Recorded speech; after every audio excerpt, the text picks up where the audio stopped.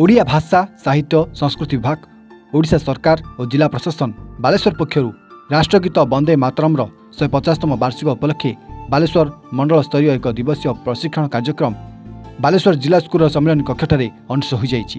ଏହି କାର୍ଯ୍ୟକ୍ରମରେ ବାଲେଶ୍ୱର ମଣ୍ଡଳ ଅଧୀନରେ ଥିବା 5ଗୋଟି ଜିଲ୍ଲା ବାଲେଶ୍ୱର, ମୟୂରଭଞ୍ଜ, ଭଦ୍ରକ, କେଉଁଝର, ଯାଜପୁର ପ୍ରତ୍ୟେକ ବ୍ଲକ ପୌର ପରିଷଦ ବିଜ୍ଞାପିତ ଅଞ୍ଚଳ ପରିଷଦରୁ 3 ଜଣ ଲେଖାଏଁ ଶିକ୍ଷକ ଶିକ୍ଷୟିତ୍ରୀ ଅଧ୍ୟାପକ ଅଧ୍ୟାପିକା ମୋଟ 253 ଜଣ ପ୍ରଶିକ୍ଷାର୍ଥୀ ଯୋଗଦାନ କରିଥିଲେ।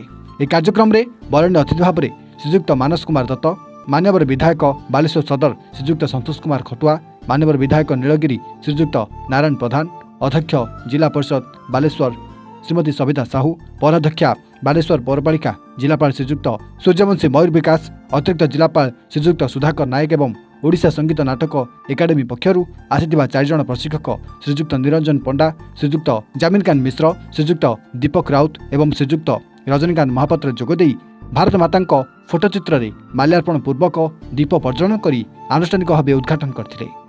ତତ୍ପରେ ବାଲେଶ୍ୱର ନୃତ୍ୟ ସଙ୍ଗୀତ କଳା ମନ୍ଦିର ଅନୁଷ୍ଠାନର କଳାକାରମାନେ ରାଷ୍ଟ୍ରୀୟ ଗୀତ ବନ୍ଦେ ମାତରମ୍ ପରିବେଷଣ କରିଥିଲେ। ଆୟୋଜିତ ସଭାରେ ବାଲେଶ୍ୱର ଜିଲ୍ଲାପାଳ ଶ୍ରୀଯୁକ୍ତ ସୂର୍ଯ୍ୟବଂଶୀ ମୟୂର ବିକାଶ ଅଧ୍ୟକ୍ଷତା କରିଥିଲେ। ବାଲେଶ୍ୱରରୁ ରଘୁନାଥ ନାୟକଙ୍କ ରିପୋର୍ଟ, A1 ଓଡ଼ିଶା।